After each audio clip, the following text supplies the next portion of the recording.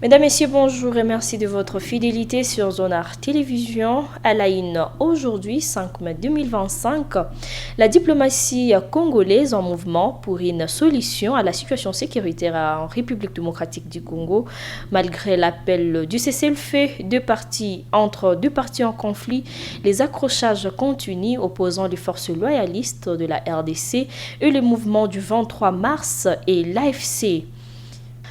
Du côté Sud Kivu, les affrontements ont été signalés tôt les matins de ce lundi 5 mai 2025 en territoire d'Efizi, Ngenge, entre un groupe de Twirwaneho alliés au AFC M23 et les Wazalendo. Et puis, selon les sources concordantes, ces hostilités ont occasionné un déplacement massif de la population n'ayant pas supporté les détonations d'armes lourdes et légères.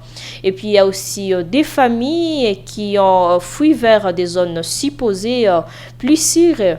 Et voilà, donc la situation humanitaire s'empire.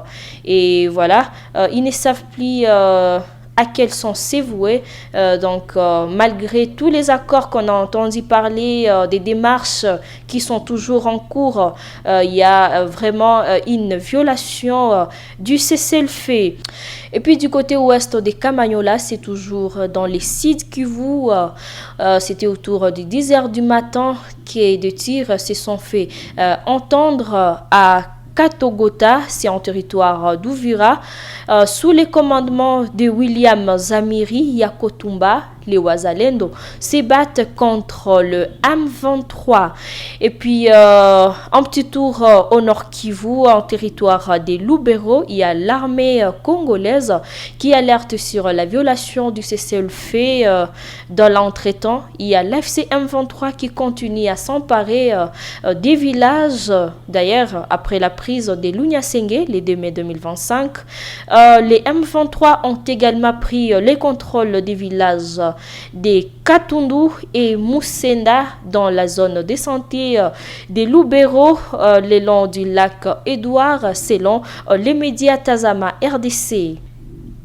Et puis il y a le président de la République démocratique du Congo, Félix Tshisekedi, qui a rappelé que l'entrepreneuriat n'est pas seulement une priorité économique, mais un pilier essentiel de la transformation industrielle et de l'innovation.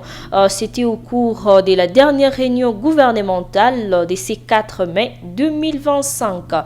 Il a dit, je cite, « À cet égard, il avait instruit les gouvernements de prendre dans le meilleur délai les mesures d'application consécutives aux ordonnances loi CIO évoquées.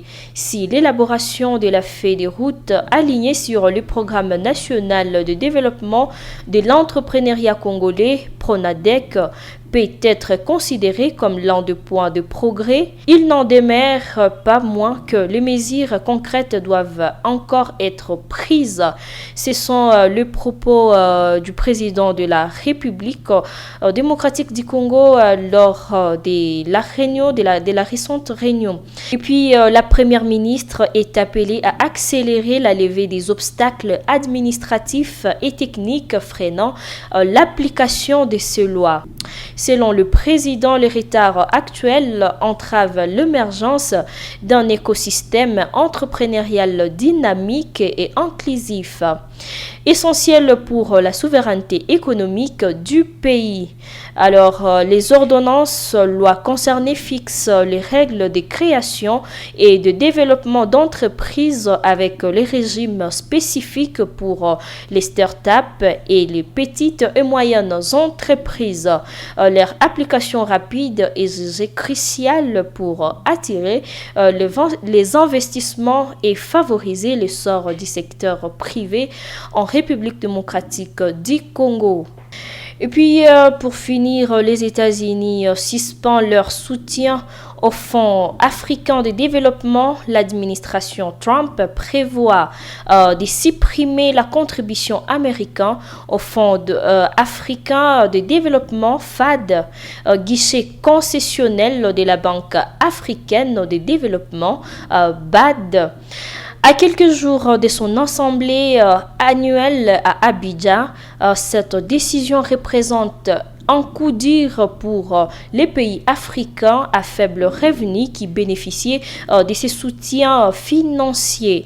Alors, selon Jeune Afrique, cette mesure s'inscrit dans une série de coupes budgétaires annoncées par Washington pour 2026, remettant en question l'avenir du financement américain des projets économiques et sociaux en Afrique. Voilà, c'est tout pour aujourd'hui. Merci d'avoir été avec nous pendant ces quelques minutes. Surtout de choisir Zonara Télévision, de vous informer. Alors, on se fixe rendez-vous dans la prochaine édition.